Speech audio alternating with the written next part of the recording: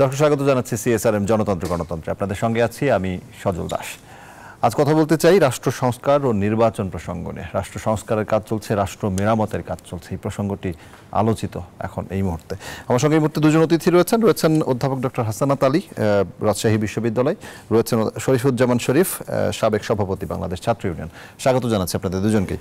আমি শুরুতেই অধ্যাপক ডক্টর হাসানাত আলী আপনার কাছে আসি। আমি যেহেতু দুটো বিষয়, একটি হচ্ছে রাষ্ট্র সংস্কার আর একটি হচ্ছে নির্বাচন, দুটি একেবারে পরিপূরক, কিন্তু এই মুহূর্তে শুরুতে একটু রাষ্ট্র সংস্কার নিয়ে কথা বলতে চাই।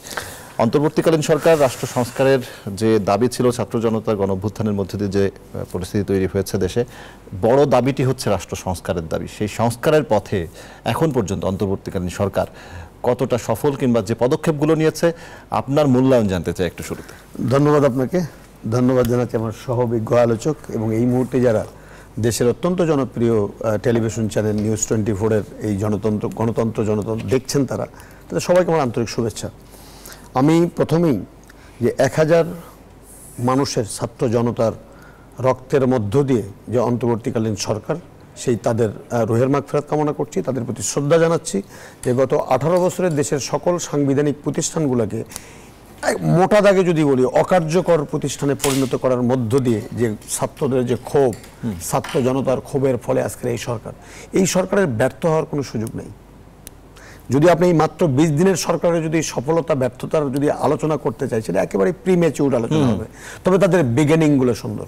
আজকে দেখেন আন্তর্জাতিক গুম দিবস, সারা বিশ্বের কত চমৎকার। আমরা গত 18টি বছর সন্তান তার বাবাকে দেখেনি, ভূমিষ্ঠ হওয়ার আগেই কে বা কারা আইন শৃঙ্খলা বাহিনীর কথা বলে উঠে নিয়ে গেছে। সেই 13-14 বছরের সন্তানটি এখন ছবি দেখে তার বাবাকে চিনতে চায়, সে জানতে চায় তার বাবাটা দেখতে কেমন, তার আদর কেমন। যে স্ত্রীর কাছ থেকে তার স্বামীকে তুলে নিয়ে যাওয়া হয়েছে, সেই স্বামীটি এখনো প্রত্যেকটা দিন রাতের বেলা জেগে থেকে দরজার দিকে কখন কড়া নাড়বে। সেই সন্তান যে তার বাবাকে নিয়ে গেছে বাড়ি থেকে, তারা জানতে চায় তার বাবার লাশটা কোথায়। যদি তারা জীবন্ত ফিরে নাও চায়, লাশটা কোথায়। সেটি গত 18 বছরের আন্দোলন। আজকেও শহীদ মিনারে বেশ কিছু মা বাবা সন্তান তাদের যারা নিখোঁজ হয়ে গেছে, গুম হয়ে গেছে, খুঁজে পাওয়া যাচ্ছে না, তাদের জন্য তারা কান্নাকাটি করেছে। বাতাস ভারী হয়ে গেছে। এরকম একটি সময়ে আজকের দিনে গতকালকে সেই আন্তর্জাতিক গুম সনদে তারা বাংলাদেশ স্বাক্ষর করেছে। এটিকে আপনি প্রশংসা করবেন না? এই যে ভয়ের সংস্কৃতি তৈরি করা হলো, কথা বলার ভয়, বাক স্বাধীনতার আছে কিনা কেউ জানে না, সাংস্কৃতিক কর্মীরা তাদের মুক্ত সাংস্কৃতিক চর্চা করতে পারে না, এরকম অবস্থা থেকে যেখানে পুরস্কার, এই সংস্কার তো দরকার। সংস্কার সবচেয়ে বড় কথা যে গত 18টি বছর যেন তেনভাবে এই পতিত সরকার তার ক্ষমতার মেয়াদকে বৃদ্ধি করে নিয়েছে। কখনো বিনা ভোটের 153টি আসন বিনা ভোটে হয়ে গেল, কখনো দিনের ভোট রাতে হয়ে গেল, কখনো 24-এর দামি তুমি আমি মার্কা ভোট হয়ে গেল। মানুষ তো ভোটাধিকার প্রয়োগ করতে পারেনি। কিন্তু সংবিধান অনুযায়ী, যে সংবিধান মুক্তিযুদ্ধের মধ্য দিয়ে আমরা অর্জন করলাম, সেই সংবিধানের মূল চেতনা ছিল জনগণ রাষ্ট্রের মালিক। এই মালিকানা ছিনতাই হয়ে গিয়েছিল, মালিকানা ফিরে দেবেন না। তো মালিকানা ফিরে দিলে কি করতে হবে? 15 সংশোধন বাতিল করতে হবে। 13 সংশোধনের মধ্য দিয়ে সংবিধানে যে একটি সুষ্ঠু, গ্রহণযোগ্য, ক্রেডিবল অন্তর্বর্তীকালীন সরকারের আওতায় যে নির্বাচন করার যে একটি ব্যবস্থা, যে ব্যবস্থার মধ্য দিয়ে আমরা 91, 96, 2001, 2006 মোটামুটি একটা সুষ্ঠু নির্বাচন বাংলাদেশে দেখলাম। 14 সাল থেকে আপনি ধ্বংস করে দিলেন। সেই সংবিধানে ফিরে যাবেন না? সেই সংবিধান, নির্বাচন ব্যবস্থা, প্রশ্ন রয়েছে আরও। আমি ডক্টর হাসানাত আলী, আমি আসবো আপনার কাছে। শরীফুজ্জামান শরীফ, যেটি হাসানাত আলীও বলছিলেন যে এত শিগগিরই আসলে মতামত দেওয়ার কংক্রিট কোনো জায়গায় যাওয়ার উপায় নেই, কিন্তু তারপরে মর্নিং শোজ দ্য ডে, কি মনে হচ্ছে আপনার কাছে? আপনাকে ধন্যবাদ, দর্শক শ্রোতাদেরকে ধন্যবাদ, আমার সাথের আলোচকের শুভেচ্ছা। যেখান থেকে আপনি শুরু করেছেন, আমরা একটা রক্তাক্ত পরিবর্তনের ভেতর থেকে যাত্রাটা শুরু করেছি। আমাদের স্বপ্ন যেমন সুদূর প্রসারী, একই সাথে আমাদের চ্যালেঞ্জগুলো আমাদেরকে খেয়াল রাখতে হবে। বাংলাদেশের রাজনীতি সম্পর্কে, রাজনীতির মোটামুটি সচেতন যারা, সবাই কম বেশি জানে। তবে আমরা যখন ইতিহাসটা বিশ্লেষণ করতে যাই, সমস্যাটা হয়ে যায় যে আমরা এই ইতিহাসটাকে খণ্ডিত করি এবং একটা যে অংশটা আমার জন্য সহজ, সহনীয়, সেই অংশটাকেই আমি বিশ্লেষণ করার চেষ্টা করি। আমাদের পুরো স্বাধীনতার পর থেকে এই পর্যন্ত দুষ্ট শাসন আমাদেরকে এগিয়ে যাওয়ার পথে বাধা দিয়েছে। গত 15 বছরের আমাদের এখানে রাজনীতি, অর্থনীতি, সমাজ প্রত্যেকটি জায়গায় দগদগে ঘা তৈরি হয়েছে তার মানে এই না যে এর আগে আমাদের শরীরে কোনো চুলকানি ছিল না। আমি যদি বলি যে এই সময়কালে সবকিছু শেষ হয়ে গেছে, এটি মিথ্যা কথা বলা হবে। কারণ এন্ডিংটা হয়েছে এখন এই 15 বছরে, কিন্তু এর আগে যারা দায়িত্বগুলো পালন করেছে তারা যদি আন্তরিক হতো তাহলে হয়তো দেশটা এই পর্যন্ত আসতো না। এই যে 15 বছরের এক ব্যক্তির দম্ভের যে শাসন, এক ব্যক্তির ভয়ের যে শাসন, এই শাসনটা হয়তো তিনি চ্যালেঞ্জের মুখোমুখি হতেন। আমাদের এই যে নির্বাচন ব্যবস্থার সংস্কার তো আমরা সেই চেয়েছিলাম 1990 সালে এরশাদের পতনের ভেতর থেকে। আমরা তো বলেছিলাম যে বাংলাদেশের পরবর্তী অন্তত 3টি নির্বাচন নির্দলীয় নিরপেক্ষ সরকারের অধীনে হবে। আমি খায়রুল হকের দোষ দিচ্ছি, কিন্তু সেই যে 90 সালের পরে বাংলাদেশের যে প্রধান যে দুটো রাজনৈতিক দল এবং জোট, তারা তো অ্যাগ্রি করলো না। এবং তারা যদি তখন অ্যাগ্রি করতেন তাহলে আমাদের চ্যালেঞ্জের জায়গাটা এতটা কঠিন হতো না, আমরা অনেক দূর এগিয়ে যেতে পারতাম। সুতরাং আমি যখন কথাগুলো বলবো অবশ্যই এই বিষয়টা আমি বিবেচনায় রেখেই কথা বলবো। মাত্র 12, 14, 15 দিন 20 দিনের একটা সরকার কত দূর গেল? আমি মনে করি কি জানেন, যে এখন পর্যন্ত এই সরকার যে একটা টিম ওয়ার্ক গড়ে তোলা দরকার, সেই টিমটা গড়ে তোলা যায়নি এখন পর্যন্ত। কেন? বাস্তব কারণে আপনি যে পরিস্থিতিতে দায়িত্ব গ্রহণ করেছেন, এর আগের যে সরকারের যে পরিবর্তন হয়েছে গণ আন্দোলনের মধ্য দিয়ে, আপনি যদি খেয়াল থাকে 90 সালে এরশাদ রাতের বেলায় ঘোষণা দেওয়ার পরে তারপরে একটা সময় পাওয়া গেছে যে এরশাদ পদত্যাগ করবে, তারপরে vice president barrister Moudud Ahmed তিনি প্রেসিডেন্টের দায়িত্ব নেবেন। তারপরে ইতিমধ্যেই সেই সময়ে রাজনৈতিক দলগুলো প্রধান বিচারপতির সাথে আলোচনা করলেন। বিচারপতি শাহাবুদ্দিন সাহেব তিনি একটা শর্ত দিলেন, রাজনৈতিক দলগুলো ঐক্যমতের ভিত্তিতে তাকে রাজি করালো। অর্থাৎ যে সময়টা পাওয়া গিয়েছিল রাজনৈতিক প্রক্রিয়াগুলোকে এগিয়ে নিয়ে যাওয়ার জন্য, এবার কিন্তু এই সরকারটা সেই সময়টা পায়নি। হঠাৎ করে দম্ভের একটা শাসন, যে আগের দিন পর্যন্ত, এমনকি ওই দিন সকালবেলা পর্যন্ত যিনি জানতেন যে তার কখনো পতন হবে না, এবং সেই কারণে তার সারা দেশের এক এক দিনে 100-150 মানুষ মারা যাচ্ছে, হাজার হাজার মানুষ তার বাসভবন ঘেরাও করতে আসছে, সারা দেশ আগুন জ্বলছে, আর তার জন্য দুপুরবেলায় কোরমা, পোলাও এবং রোস্ট রান্না হচ্ছে, তিনি খাবেন। অর্থাৎ তার মনের মধ্যে এই ধারণাটা ছিল না যে তার পতন হতে পারে। এরকমের একটা পরিস্থিতিতে একটা সরকার খুব স্বল্প সময়ের মধ্যে দায়িত্বটা নিয়েছে। সুতরাং সেই সরকারের সমস্ত কাজগুলো 22 দিনের একটা সরকারের আমি এই মুহূর্তে মূল্যায়নটা করব না। তবে সংস্কারের যে জিনিসটি বলেছেন, রাষ্ট্র তো আসলে শুধুমাত্র একটা অ্যাবস্ট্রাক্ট বিষয় না, রাষ্ট্র অনেকগুলো কাজের, অনেকগুলো ইউনিটের একটা সম্মিলিত প্রতিফলন। আমি রাষ্ট্রের সংস্কারের পাশাপাশি আমি মনে করি যে আমাদের সমাজের মধ্যেও, ব্যক্তির মধ্যেও কতগুলো সংস্কারের প্রয়োজন আছে। আমি যদি আমাদের মধ্যে, আপনি সোশ্যাল মিডিয়া দেখেন, আমাদের অসহিষ্ণুতার মাত্রাটা কতটুকু, এবং আমাদের মধ্যে প্রচুর স্ববিরোধিতা আপনি দেখবেন। আপনার এই অনুষ্ঠানটা যদি পছন্দ না হয়, আমি নিচে লিখে দিলাম বয়কট, নিউজ 24 বয়কট। অথচ আমি কি চাই? আমরা এসে বলছি গণমাধ্যমের কাছে কি চাই? স্বাধীনতা চাই, কথা বলুক। নো, আপনি ইন্ডিভিজুয়ালি দেখবেন। আমি চাই আমি যেটা পছন্দ করি সেই কথাটাই আপনি বলেন। আপনি আমাকে ওই নিউজটাই দিবেন যে নিউজটা আমি পছন্দ করি। আমি যে নিউজটা পছন্দ করি না সেই নিউজটা আপনি দেন, আমি এসে ঝাঁপিয়ে পড়বো, তার নিচে নানা রকমের মন্তব্য করব। এই যে অস্থিরতার জায়গাটা বলছেন, এটিও কি এই দীর্ঘদিনের যে পরিক্রমা তার ফল? অবশ্যই অবশ্যই। দীর্ঘদিনের মানুষের মধ্যে নিরাপত্তাহীনতা, মানুষের মধ্যে রাষ্ট্রের সাথে যে সংযোগটা, রাষ্ট্র এবং নাগরিকের সংযোগের জায়গা কোনগুলো?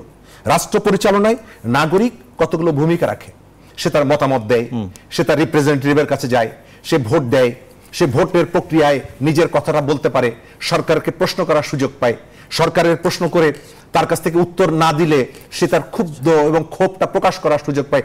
এই জায়গাটাতে আপনি সবগুলোকে বন্ধ করে ফেলেছিলেন। আপনি কোনো আলো আসার মতন কোনো পথ আপনি রাখেননি, এবং এর ভেতর থেকে নাগরিকের মধ্যে এই যে প্রতিহিংসা, অস্থিরতা, সন্দেহ, গুজব, এই মানসিকতা তৈরি হয়েছে। তার মানে কি যে আমি কি শুধুমাত্র ওই জায়গাটাকে অ্যাড্রেস করে রাখবো? এই যে ব্যক্তির জীবনের এই যে ঘটনাগুলো, সমাজের মধ্যের ঘটনাগুলো না, আমি ওটাকেও যেমন অ্যাড্রেস করব, এই জায়গা থেকে এই নাগরিককে অন্তত সংশোধন করার যেমন চেষ্টা করব, একই সাথে রাষ্ট্রের সামনে এগিয়ে যাওয়ার ক্ষেত্রে যে চ্যালেঞ্জগুলো আছে। আমার মনে আছে যে আব্দুল্লাহ আবু সাইদ স্যার মাঝে মাঝে একটা মজা করে একটা কথা বলতেন যে আমাদের রাষ্ট্রটা হচ্ছে একটা জগদ্দল পাথর, এটিকে আপনি ধাক্কা দিবেন, সে কিছু দূর গড়িয়ে গিয়ে আবার থেমে যাবে, আবার ধাক্কা দিতে হবে। অর্থাৎ এই যে প্রক্রিয়াটা, এই প্রক্রিয়াটা একটা দীর্ঘমেয়াদী প্রক্রিয়া। জি, এই যে আপনি একটি বিষয় বলছিলেন যে অনেকগুলো ইউনিটের সম্মিলিত একটি জায়গা হচ্ছে রাষ্ট্র। আমি জনাব হাসানাত আলী আপনার কাছে এই প্রশ্নটি নিয়ে আসি। অনেকগুলো ইউনিটের সম্মিলিত একটি জায়গা, কিন্তু আমাদের দীর্ঘদিন ধরে আমরা বলে আসছি যে রাষ্ট্রের যতগুলো প্রতিষ্ঠান আছে প্রত্যেকটি জায়গাকে রাজনীতিকরণ করা হয়েছে। প্রত্যেকটি জায়গা ঠিক একইভাবে আমরা এই পট পরিবর্তনের পরে দেখছি যে বড় আকারের পরিবর্তন আনা হচ্ছে। এই যে পরিবর্তনটি আনা হচ্ছে ধারাবাহিকভাবে 200-300 কিছু কিছু জায়গায় বড় বড় ধরনের পরিবর্তন, এগুলো কি আসলে এভাবে হয়ে সেই পরিবর্তন যেটা আমরা চাচ্ছি সেটি পাবো? দেখেন, আমি তার আগে একটু একটা জিনিস বলতে চাই। মানুষ সত্যটা জানতে চায়, আর এই একটা জিনিস এখানে চা আছে, চা আছে মানে চাই আছে, এর মধ্যে অর্ধেক কফি নেই, অর্ধেক চা নেই, এটাই সত্য। আপনি গণমাধ্যমের মূল কাজটি হলো সত্যকে প্রকাশ করা, সত্যকে প্রচার করা। সেই সত্যটি গ্রহণ করার মানসিকতা থাকবে কি থাকবে না সেটা সেই ব্যক্তির সমস্যা। কিন্তু আমরা গত 15টি বছর বা 18টি বছর বা আগেও হতে পারে, আমরা গণমাধ্যমের কোনো গণমাধ্যমের কাছে এটি আমরা জানতে পাইনি। আমরা যখন ধরেন এই যে 4 তারিখ, 3 তারিখ, 2 তারিখ যে দেশে যে একটা ভয়াবহ অবস্থা ঘটলো, আমরা একটা সময় পর্যন্ত দেখলাম কি যে মানুষ যে মারা যাচ্ছে তার কোনো চিত্র নাই, মেট্রো রেল ভেঙে গেছে সেটার চিত্র। মানুষ তো সেটা বিশ্বাস করেনি। তারপরে কি হলো, একটা ঘটনার পরে কিন্তু সত্যটা উদ্ঘাটন হলো, হ্যাঁ মেট্রো রেল ভাঙ্গা সম্পদ ভাঙ্গার চেয়ে অনেক বেশি ক্ষতিপূর্ণ আমার এই সন্তানদের হত্যা। সেটা কিন্তু আমরা দেখাতে পারিনি, নিশ্চয়ই আপনারা দেখাতে পারেননি, অন্যরা দেখাতে পারেননি। এটা কেন দেখাতে পারেনি সেটাও কিন্তু মানুষ বোঝে। বুঝে আপনি যে কথা বলছেন যে এটি তো কোনোভাবেই তড়িঘড়ি তো কোনো সলিউশন নাই। আজকের যে 53 বছরের বাংলাদেশ, আমরা তো কেউ না কেউ তো দায়িত্ব নিতে হবে। সবাই ভালো করেছে, সবাই মোটা দাগে খারাপ করেছে এমনটি নয়, এগুলো রাজনীতিবিদদেরকেই দায়িত্ব নিতে হবে। আপনি আমাকে একটু বলেন তো, এই যে বিচারালয়, যে বিচারালয়ের প্রধান বিচারপতি ওই চেয়ারে বসে শপথ নেওয়ার পরে যখন ছাত্রলীগের কাছ থেকে যখন উনি ফুলের তোড়া গ্রহণ করেন, একজন ভাতের হোটেলের মালিক হারুনের কাছ থেকে যখন শট গ্রহণ করেন, করবেন না সংস্কার? একজন বিচারপতি যখন বলেন আমি শপথবদ্ধ রাজনীতিবিদ, করবেন না সংস্কার? করতে হবে আপনাকে। এই হারুন, এই বিপ্লব, এই হাবিবদের তৈরি যারা করেছে তাদেরকে সরিয়ে অন্তত যাদেরকে গত 15 বছর প্রফেশনালি বঞ্চিত করা হয়েছে, আপনি তো আনতে হবে সংস্কার করার জন্য, আনতেই হবে। আপনি তো বিদেশ থেকে লোক হায়ার করতে পারবেন না। এই লোকে হ্যাঁ মানসিক পরিবর্তন আমার দরকার, পরিবর্তনটা করবে কে? আইনের শাসন যদি সুপ্রতিষ্ঠিত হয়, সেই আইন অঙ্গনকে ব্যবহার করে গত 15 বছরে যেন তেন প্রকারে এই দেশের সমস্ত প্রতিষ্ঠানকে দুর্বল করে দেওয়া হয়েছে, নির্বাচন ব্যবস্থাকে দুর্বল করেছে। এই সংবিধান কে নষ্ট করেছে? ত্রয়োদশ সংশোধনের মধ্য দিয়ে তত্ত্বাবধায়ক সরকার ব্যবস্থা তো সংবিধানের অংশ হয়েছিল, এবং মোটামুটি আপনি দেখেন যে 4টা নির্বাচন যদি আপনি দেখেন, একবার বিএনপি, একবার আওয়ামী লীগ, একবার বিএনপি, একবার আওয়ামী লীগ, তাহলে এই ব্যবস্থা ধ্বংস করছে তো এই বিচারাঙ্গন, এই 15 সংশোধনের মধ্যে দিয়ে। তা আপনি এই 15 সংশোধন থেকে ফিরে গিয়ে যে একদলীয় নির্বাচনের যে ব্যবস্থা পাকাপোক্ত করা হলো, সেখান থেকে তো আপনার সংবিধান ব্যবস্থা সরে আসতেই হবে। এক্ষেত্রে আমি যদি এটা বলি যে ব্যবস্থা নষ্ট থাকে না, ব্যবস্থা হয়তো ঠিকই থাকে, ব্যবস্থা নষ্ট করে যে চালায় সে। যেমন ইভিএম নিয়ে আমরা অনেক কথা বলেছি, ইভিএম হয়তো নিজে নিজে ভোট কারচুপি করতে পারবে না, করবে তো মানুষ।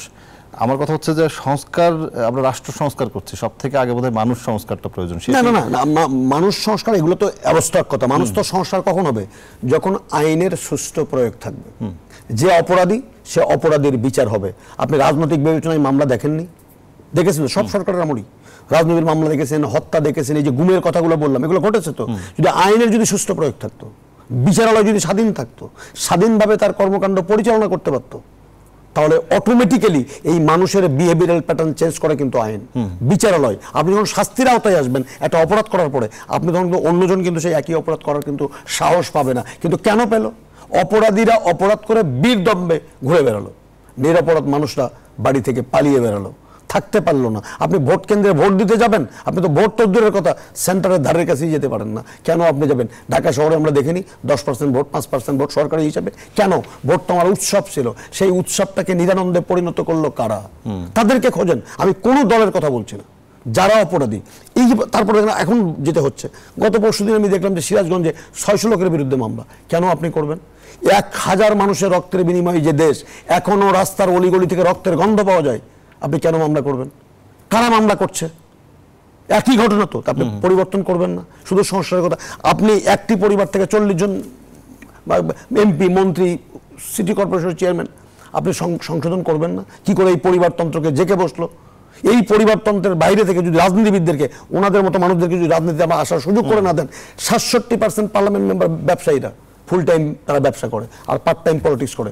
ছাত্র সংসদ নির্বাচন হয় না কেন? সংসদ করবেন না? নেতৃত্ব তৈরি হবে ড্রয়িং রুম থেকে, বেডরুম থেকে, একটা মিনিট, বেডরুম থেকে আপনি সংস্কার করবেন না?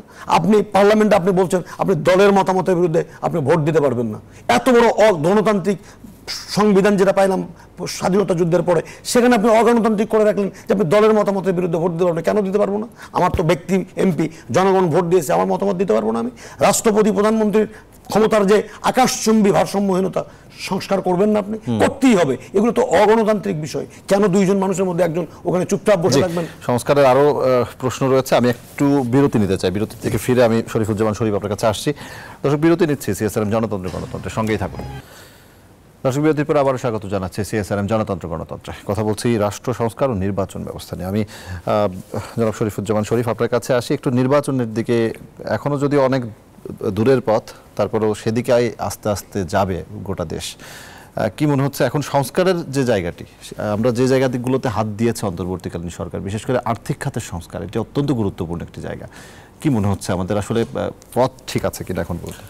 প্রথম জায়গাটা হচ্ছে আমাদের চ্যালেঞ্জ কিন্তু অনেক, আপনার এজেন্ডাও অনেক। আপনি কোনটার থেকে কোনটা ধরবেন, এটা একটা প্রশ্ন ছিল, এবং ইতিমধ্যেই কতগুলো জায়গায় আমরা ইতিবাচক পরিবর্তন দেখছি। যেমন আর্থিক খাতের যে বিষয়গুলো, ডক্টর দেবপ্রিয়কে নেতৃত্বে একটা টিম হয়েছে, এটা খুবই করার জন্য, এবং এটি খুবই আমার কাছে মনে হচ্ছে যে খুবই ভালো চিন্তার প্রতিফলন। তারা কতগুলো কাজ করছে, কিন্তু একই সাথে আপনার এটাও মনে রাখতে হবে যে যেহেতু রাজনীতির ছাড়া একটা দেশ চলে না, কোনো না কোনো রাজনীতি তাকে থাকতে হবে, এবং রাজনীতি ছাড়া রাষ্ট্র, এরকম একটা কনসেপ্ট নানা জায়গা থেকে ইন্ট্রোডিউস করার চেষ্টা, এটি এর আগেও যখন একটা পরিস্থিতি তৈরি হয়েছিল 1/11 হিসাবে যেটাকে চিনি, তখনও এই কনসেপ্টটা নিয়ে আসা হয়েছিল। কিন্তু আপনি এটাকে খুব বেশি দিন সাস্টেনেবল করতে পারবেন না, কারণ এটি বাস্তবতা। আপনি রাজনীতি বিচ্ছিন্ন বিভিন্ন সেক্টর থেকে লোকজন ডেকে নিয়ে এসে একটা সরকার পরিচালনা করা যায় না। তবে কখনো কখনো জাতির বৃহত্তর স্বার্থে তাদেরকে দায়িত্ব নিতে হয়। আজকে যারা দায়িত্ব নিয়েছেন, এরা কিন্তু তাদের নিজেদের যে পেশার যে জায়গাটা, প্রধান উপদেষ্টা যেটি বলেছেন যে আমরা আমাদের কাজে আনন্দ অনুভব করি, তাদের প্রত্যেকের একটা কাজের সেক্টর আছে, সেখান থেকে আপনি এসে কিন্তু এখানে তাকে বসিয়েছেন, একটা বড় বোঝা তার কাঁধের উপরে চাপিয়ে দিয়েছেন। সুতরাং আমি মনে করি যে এই জায়গাটায় সংস্কার শুধু ব্যক্তির বদলে ব্যক্তি না, আপনি নীতির পরিবর্তন করতে হবে, অনেকগুলো জায়গায় আপনাকে করতে হবে। আমরা পরিবর্তনের জায়গাটা দেখছি, আবার শঙ্কার জায়গাটাও দেখছি।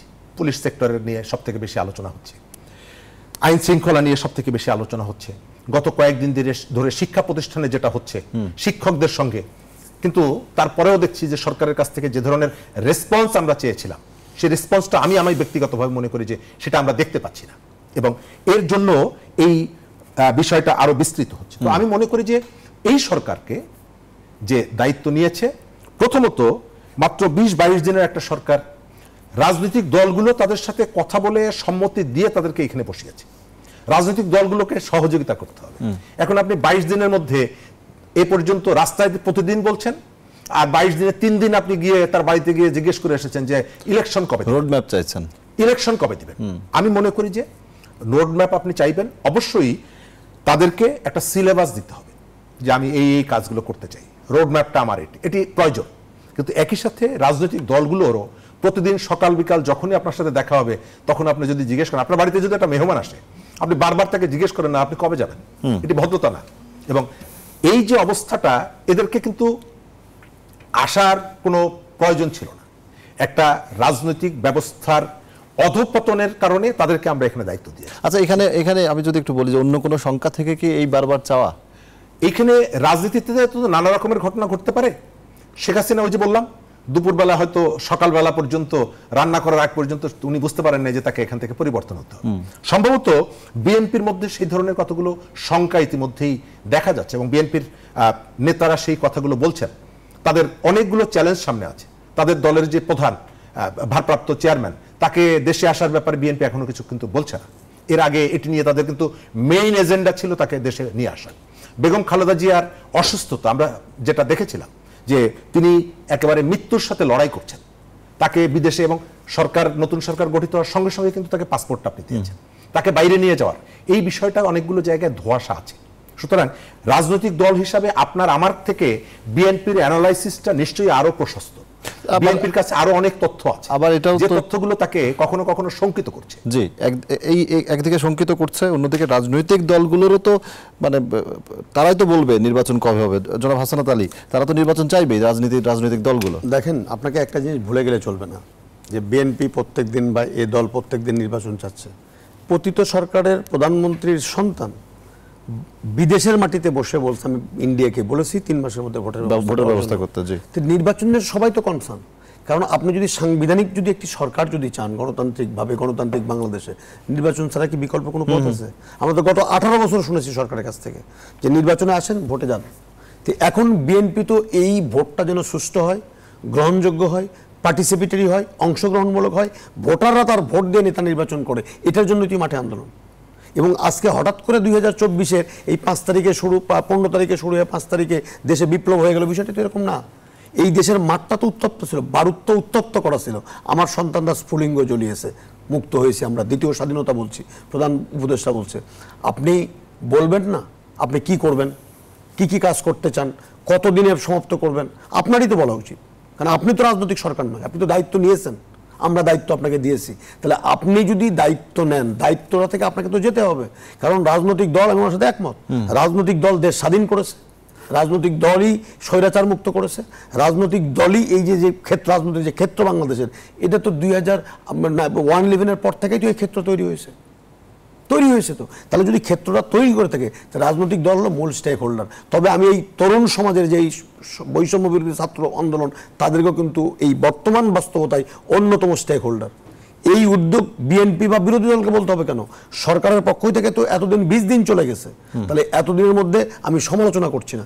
যদি একটু বলা হতো যে আসেন আমরা আলোচনার টেবিলে বসি, এই যে সমস্ত লোকেরা দায়িত্বে আছেন ওনারাই তো বলেছিলেন আওয়ামী লীগকে গত 18 বছরে, আমরা বলেছি যে আপনারা আলোচনার টেবিলে বসেন, সমস্যাগুলো চিহ্নিত করেন, সমস্যাগুলো চিহ্নিত করে সমাধানের উদ্যোগ নেন। বলিনি আমরা? বলেছি তো, এখানেও হাজারবার বলেছি, উনিও বলেছেন। তাহলে আজকে সেই আলোচনাটা স্থবির কেন? আলোচনার পথটা ওপেন করেন। যখন অন্তর্বর্তীকালীন সরকার এই পথটা ওপেন করছে না, বা হয়তো করার সময় যুক্তিযুক্ত সময় তারা মনে করছে না, তখন হয়তো রাজনৈতিক দলগুলো মনে করছে যে নির্বাচন ছাড়া তো ক্ষমতায় যাওয়ার কোনো পথ নেই, এবং ক্ষমতায় যেতে হবে। এবং হয়তো এমন দিন আসবে, যেটা বলছিলাম, যে আওয়ামী লীগও তো নির্বাচনে অংশগ্রহণ করবে সাংবিধানিকভাবে, যদি তাদের নির্বাচন করতে তো কোনো বাধা নেই। তাহলে সেই জায়গাতে নির্বাচন যেহেতু একমাত্র পথ এই ক্ষমতার পরিবর্তন বা একটি সুস্থ গণতান্ত্রিক নির্বাচনী ব্যবস্থা গ্রহণ করা। এবং আরেকটি কথা মনে রাখতে হবে, যে সংস্কারগুলো আমরা করার কথা বলছি, সমস্ত সংস্কার কিন্তু অনুমোদিত হতে হবে পার্লামেন্টের দ্বারা। তো অতএব সেই নির্বাচিত সরকারের চাওয়ার জন্য কোনো বিরোধী দল উদ্বিগ্ন থাকবে বা তারা সরকারের কাছে দাবি জানাবে, এটা কোয়াইট নর্মাল এবং এটাই স্বাভাবিক। এটি যদি না করে সেটা অস্বাভাবিক মনে হবে। আমি মনে করি এখন যা হচ্ছে সেটা স্বাভাবিক। আমি অনুরোধ করব, আমি রোডম্যাপও বুঝি না, এত কিছু বুঝি না, আমি শুধু বলবো যে সরকারটা এই রক্তের বিনিময়ে যে দ্বিতীয় স্বাধীন বাংলাদেশে দায়িত্ব নিল, তারা কি কাজ করতে চান, সেই কাজের পূর্ণাঙ্গ সময়সীমা। আপনার এই কথাটির সাথে একমত কিনা শরীফুজ্জামান শরীফ? এই যে রাজনৈতিক দল তো চাইবে, কিংবা এই কয়দিনের মধ্যে একটা রোডম্যাপ অন্তত দেওয়া উচিত ছিল। প্রথম জায়গাটা আমি সময় মানে পেরিয়ে গেছে এটি মনে করি। আমি আগেই বললাম যে এখন পর্যন্ত তারা তাদের টিমটা তৈরি করতে রেডি করতে পারেনি। সুতরাং তাকে অনেকগুলো জায়গায় নতুন নিয়োগ টিয়োগ এইসব কাজগুলো, রুটিন যে কাজগুলো, সেগুলো করতে হচ্ছে। ইতিমধ্যেই সমাজের বিভিন্ন জায়গা থেকে নানা রকমের দাবি টাবি ওঠা শুরু হয়েছে। সুতরাং আমি মনে করি যে তাকে অন্তত শান্তিপূর্ণভাবে, সুস্থভাবে আরও কিছুদিন কাজ করতে দেওয়া দরকার। তবে তাদের পক্ষ থেকে এই প্রস্তুতিও থাকা দরকার যে তারা কোন কোন সেক্টরটাকে টাচ করতে চান। সংস্কার অনন্তকাল একটা রাষ্ট্র রাজনীতিবিদদের বাইরে থেকে রেখে সংস্কারের কাজটি হতে পারে না, এবং সেই কাজটি নাগরিকের অংশগ্রহণটাও সেভাবে হয় না, এবং সেটা টেকসই হয় না। আমরা যেটা হাসিনার যে উন্নয়ন, আমি একটু থামাচ্ছি আপনাকে, যে এই যে স্বাধীনতার পর থেকে, আমি যদি 90-এর পর থেকে বলি, 90-এর পর থেকে 24 এই পর্যন্ত রাজনৈতিক যে নেতৃত্ব তাদের হাতেই ছিল, তারপরেও আমাদেরকে সেই সংস্কারের কথা বলতে হচ্ছে এতদিন পরে এসেও। পরিস্থিতি একই রকম ছিল, একজন আসে একজন যায়, পরিস্থিতি একই রয়ে যায়।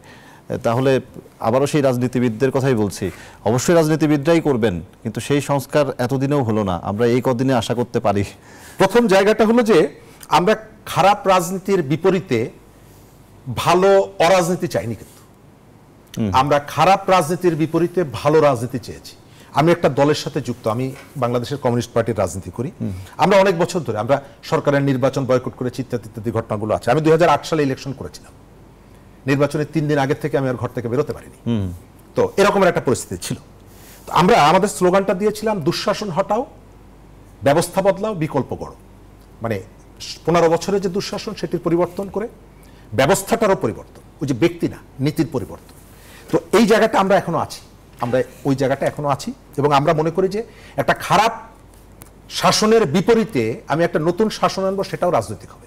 তবে যেহেতু পারিপার্শ্বিক কারণে আমাদের এখানে যে পরিবর্তনটা এসেছে, এটাকে আমাকে ধারণ করতে হবে এবং তাদেরকে সহযোগিতা করতে হবে। এই মুহূর্তে অনেক প্রশ্ন আমি করতে পারি চাইলে, যে প্রশ্নগুলো আমি এখন করবো না। আপনাদের এখানে আমি গত কয়েকদিন আগে আমি বলে গিয়েছিলাম যে বাংলাদেশের অনেক প্রতিশ্রুতিগুলো আমরা শুনেছিলাম, সেই প্রতিশ্রুতিগুলোর কথা আমরা মনে করিয়ে দেবো। তবে মনে করিয়ে দেওয়ার সময়টা এখন না। আমরা যেটা দেখছি, কতগুলো জায়গায় চ্যালেঞ্জ আছে।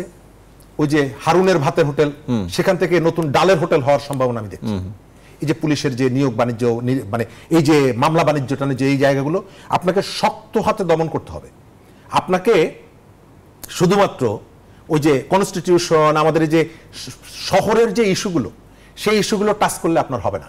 আমি বেশ কয়েক বছর আগে আদিবাসীদের একটা, কৃষকদের একটা অনুষ্ঠানে আমি গিয়েছিলাম। তো এক কৃষানি আমাকে বলছে যে আপনারা এখানে টেলিভিশনগুলোতে শুধুমাত্র 2.5 কোটি শহরবাসীর তাদের ইস্যুগুলো নিয়ে কথা বলেন, আমাদের কথা তো বলেন না। তো আমি মনে করিয়ে দেই, এই গ্রামের যে প্রান্তিক মানুষ, তার ইস্যুগুলোকেও কিন্তু অ্যাড্রেস করছে।